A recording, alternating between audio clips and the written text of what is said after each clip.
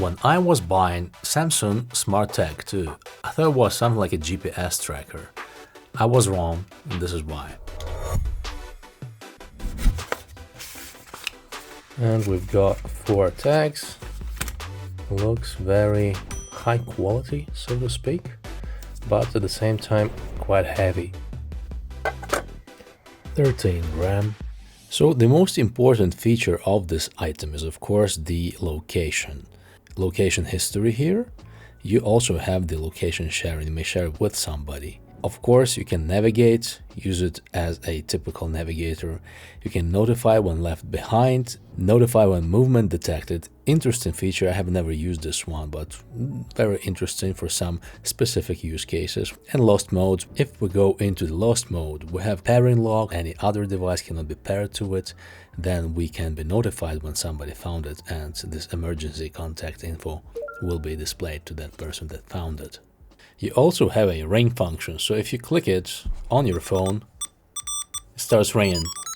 Yeah, so it's an easy way to find this thing if you have it on your keys or something. And then another interesting feature, if we click search nearby, ultra-wideband, we turn it on. It takes some time to load, and then we have this kind of a Marco Polo game. If we go around, we can try and find our item. So right now I'm getting further and further away.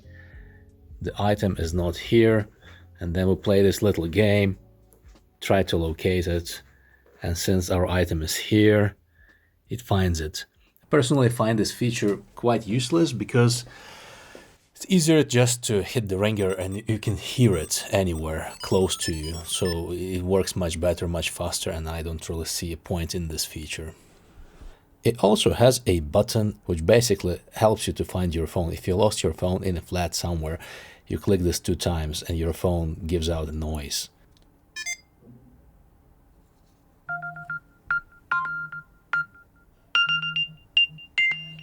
You may also program some different actions into this button. I just did not find it really useful. And also you may change the ringtone, and also you may switch on and off the button sound. There is also power saving mode, which is interesting because there are features that will not be available in this mode, but your battery will live for much longer. Speaking about the battery, it uses the CR2032 battery, typical computer battery. You may find it anywhere. It's like very abundant, and it's enough for half a year. But of course, the most important question is this thing of any use actually? Is it useful? And for me personally, no, it's not useful. What a twist! You click this, you want to find your phone. Your phone has to be connected to the internet for this to work. And my phone is rarely connected to the internet on typical basis. I connect whenever I need to, I find something, then I switch it off so it does not consume my battery.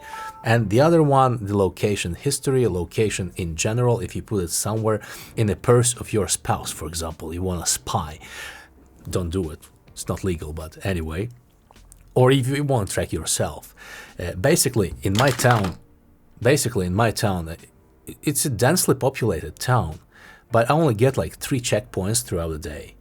Just like 3 checkpoints, you cannot find anything. Like 3 hours, it was seen somewhere there. 3 hours later, it was seen like 5 kilometers somewhere there. You cannot use it. It's not a GPS, right?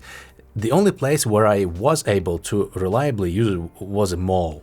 So if it's a mall, if it's a Black Friday sale, there are lots of people around, then it works relatively nicely. The thing is, it relies heavily on the infrastructure and ecosystem of Samsung devices, so it needs to have Samsung devices around, and those devices need to support those features, so it's relatively new devices also.